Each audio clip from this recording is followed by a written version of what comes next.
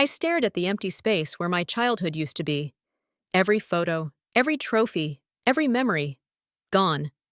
Replaced by a guest bedroom that looked like it came straight out of a home decor magazine. My stepmother stood behind me with a satisfied smile. Surprise! We redecorated while you were away. My name is Emily Parker, 22 years old, and until that moment, I thought I still had a home to come back to during college breaks. I was wrong. I'd always been the responsible one. Started working part-time jobs at 16, saved every penny for college, got scholarships to cover what my savings couldn't. Called my dad every Sunday without fail, even when he was too busy with his new wife to pick up. "Where are my things?" My voice sounded hollow, even to me. "We donated most of it." My stepmother Diane waved her hand dismissively. "You're an adult now, Emily. You don't need stuffed animals and high school yearbooks." The family photos, Mom's jewelry box, the last birthday card she wrote me before cancer took her, all gone. Dad agreed to this? I turned to look at her perfectly made-up face. "Of course!" She smiled wider. "It was his idea, actually." I knew she was lying. Dad would never suggest throwing away the few mementos I had of my mother. But he wasn't there to defend himself, conveniently away on a business trip the weekend I came home for spring break. "I need some air." I walked out before the tears could fall. That night I slept in a sterile guest room that had once been mine. The next morning, I packed my small suitcase and left before anyone woke up. I didn't say goodbye. I didn't leave a note. I just left. Back at college, I threw myself into my studies. Found a second job waiting tables to afford a small apartment off campus. Stopped calling my dad on Sundays. When he finally called me, I let it go to voicemail, again and again, until one day, 3 years later, when a different number flashed on my screen. I almost didn't answer, but something told me I should. "Emily?" Dad's voice sounded older, strained. "I need to talk to you." That call changed everything. I'd built a decent life for myself since that spring break, graduated with honors in business, landed an entry-level position at a financial consulting firm. My apartment was small, but mine. My friends were few, but loyal. I was doing okay. Dad's call came on a Tuesday evening as I was reviewing client files. "Emily, I know we haven't spoken in a long time, and that's my fault." His voice cracked slightly. "But I need your help." I said nothing, waiting. "Diane left me 6 months ago. He paused. "She emptied our accounts first. I'm about to lose the house." A bitter laugh escaped me before I could stop it. "And you're calling me because you work in finance now, right? I thought maybe you could help me figure this out. I'm drowning here, Em." The nickname hit me hard. He hadn't called me Em since before Mom died. "What happened to my things, Dad? The real story." Silence stretched between us. Then, "I didn't know until after. She told me you'd taken everything you wanted. I believed her. Mom's jewelry, her letters to me, the photos." Another pause. "She sold them. I found the receipts later." My hand tightened around the phone. "And you stayed with her after that?" "I was a coward." His voice was barely audible. "I didn't want to be alone." I closed my eyes, trying to process the anger and hurt bubbling up inside me. "I'll think about it," I finally said, and hung up. That night, I couldn't sleep. I kept seeing that empty bedroom, kept hearing Diane's voice. It was his idea, actually. Had she been gaslighting both of us all along? The next morning, I called my boss. "I need a few personal days." 4 hours later, I was driving back to my hometown for the first time in 3 years. The house looked smaller than I remembered. The perfect lawn was now overgrown. The bright flower beds Diane had installed were withered and brown. Dad opened the door before I could knock. He'd aged a decade in 3 years. Gray hair, stooped shoulders, dark circles under his eyes. "You came!" His voice held disbelief. I nodded stiffly. "I came to see how bad things really are." He stepped aside to let me in. The inside of the house was worse than the outside. Empty spaces on walls where artwork had hung, dust collecting on surfaces, a stack of unopened mail on the kitchen counter. "Coffee?" he offered weakly. Let's see the financial damage first, I replied. We sat at the kitchen table, the same one where we'd eaten family dinners before Mom got sick, and he laid out the wreckage of his life. Bank statements, credit card bills, mortgage notices, final warnings. Diane had been systematically draining their accounts for years. Small amounts at first, then larger sums as she prepared to leave. She'd opened credit cards in his name, taken loans against the house. The final blow, emptying their joint savings account of $127,000 the day she left. Why didn't you report her to the police? I asked. Dad looked down at his hands. She left a note, said if I came after her, she'd tell everyone about. He swallowed hard. About things I'd done. People I'd hurt. What things? What people? Nothing illegal, but. He looked up, eyes hollow. Professional mistakes. Clients I misadvised before I retired. She has documentation. I studied him, this broken version of the father I once adored. So blackmail. He nodded. I was trying to handle it myself, but I'm out of options. And I'm your last resort. The words came out sharper than I intended. You're the only family I have left, Em. His voice broke. I don't deserve your help.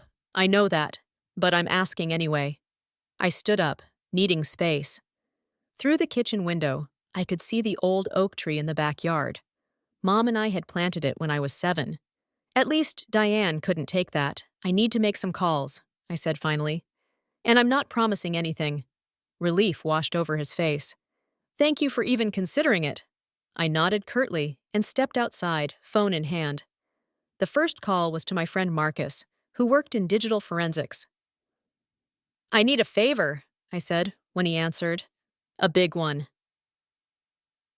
3 days later, I had a plan. Not just to help Dad out of his financial hole, but to get justice for what Diane had taken from both of us. Marcus had tracked her down to a beachfront condo in Florida, purchased 6 months ago for cash. He'd also uncovered a pattern of similar behavior. She'd done this twice before to other older men. Different names, same game. Dad, I said over breakfast on the 4th day, I can help you save the house, but I need you to trust me completely. He looked up from his coffee, hope flickering in his tired eyes. Anything. We're going to confront Diane, together. His face paled. Emily, you don't understand what she's capable of. I understand exactly what she's capable of, I cut him off. She destroyed my memories, stole your money, and blackmailed you into silence. But she made a mistake. What mistake? I smiled grimly. She messed with the wrong family. The plan was simple, but required perfect timing. First, I consolidated Dad's debts and negotiated with the mortgage company for a 3-month forbearance, enough breathing room to execute the next steps. Then Marcus worked his magic, documenting every fraudulent transaction Diane had made. Every credit card opened in Dad's name without his knowledge. Every forged signature. Finally, I booked 2 plane tickets to Florida. What if she refuses to see us? Dad asked as we boarded the flight. She won't have a choice, I replied, patting my briefcase. The Florida sun was blinding as we stepped out of the airport. I'd booked a rental car and a hotel room near Diane's condo. We'd arrive unannounced the next morning. That night, Dad couldn't sleep. I heard him pacing in his room next door. When morning came, his hands shook as he tried to button his shirt. Let me, I said, stepping in to help. As I fastened the buttons, I looked up at him. Remember, let me do the talking. He nodded, swallowing hard. Diane's condo was in a gated community with a security guard. I'd prepared for this. We're here to surprise my stepmother, I told the guard with a bright smile. It's her birthday. He checked his list. Name? Diane Parker. He waved us through with a smile. The building was sleek and modern, with a view of the ocean. We took the elevator to the 12th floor. Apartment 1204. I knocked firmly. The door opened, and there she stood. Diane, looking tanned and relaxed in designer clothes, her surprise quickly morphing into cold calculation as she saw us both. Well, she said, recovering quickly, this is unexpected. Hello, Diane, I replied calmly. We need to talk. She glanced past us to the hallway, then reluctantly stepped aside. I suppose you'd better come in. The condo was exactly what I'd expected. Expensive, tasteful, and utterly soulless, like her. How did you find me? She asked, not offering us seats. I smiled. That's the least of your concerns right now. I opened my briefcase and laid out the documents one by one on her glass coffee table. Bank statements, credit card applications, loan documents, police reports filed in 2 other states by 2 other men. Her face remained impassive, but I caught the slight widening of her eyes. You have 24 hours to wire $200,000 to this account. I slid a paper with the details toward her. It covers what you stole, plus interest. She laughed, a brittle sound. Or what? Robert knows what will happen if he comes after me. Dad flinched beside me, but stayed silent as promised. Those threats might work on my father, I said. But they mean nothing to me. I've already spoken with the clients you're blackmailing him about. Turns out, they're more understanding than you anticipated. This was a bluff, but she didn't know that. Furthermore, I continued, pulling out one final document, I've prepared a complete case file for the FBI's Financial Crimes Division. Wire fraud across state lines is a federal offense, Diane. 5 to 20 years. Now her composure cracked. You're bluffing. Try me. I met her gaze steadily. You have 24 hours. After that, this file goes to the FBI, the local police, and your condo association. I wonder how they'll feel about having a serial fraudster in their exclusive community. Get out, she hissed. 24 hours, I repeated, gathering my documents. And Diane, don't even think about running. We found you once. We can find you again. As we walked out, Dad remained silent until we reached the car. Will she do it? He finally asked. I started the engine. She will. People like Diane always protect themselves first. The money arrived 23 hours later. Not the full amount, $175,000, but enough to save the house and pay off the fraudulent debts. With it came a text message from an unknown number. This is all you get. Disappear. I showed Dad the message and the transfer confirmation. It's over. He stared at the numbers on the screen, then at me. How did you do this? I learned to stand up for myself after I lost everything, I said simply. And I had good motivation. That evening, as we sat on the porch of the house that was now secure again, Dad handed me a small box. What's this? I asked. Open it. Inside was Mom's wedding ring, the one item I thought was gone forever. How? I couldn't finish the question. I took it to be cleaned the week before you came home that spring break, Dad explained. It was the only thing of hers that Diane couldn't get to. Tears welled in my eyes as I slipped the ring onto my right hand. It fit perfectly. I don't expect you to forgive me, Dad said quietly. But I want you to know I'm going to spend whatever time I have left trying to make it up to you. I looked at the ring, then at him. We start by cleaning out that guest room. I want my bedroom back when I visit. A smile broke across his face. The first real one I'd seen in years. Deal. 2 weeks later, I returned to my apartment and my job. But this time, I left a note, and I called when I got home safely. The healing would take time. Trust, once broken, doesn't mend easily. But we had made a start.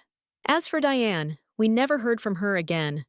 Marcus kept tabs on her for a while, watching as she sold the condo and disappeared to another state. Without her usual resources, she'd have to start her game all over again. But I wasn't worried about her anymore. I had reclaimed what mattered most, my memories, my father, and my power. Sometimes, when life knocks you down, you have to build yourself back stronger.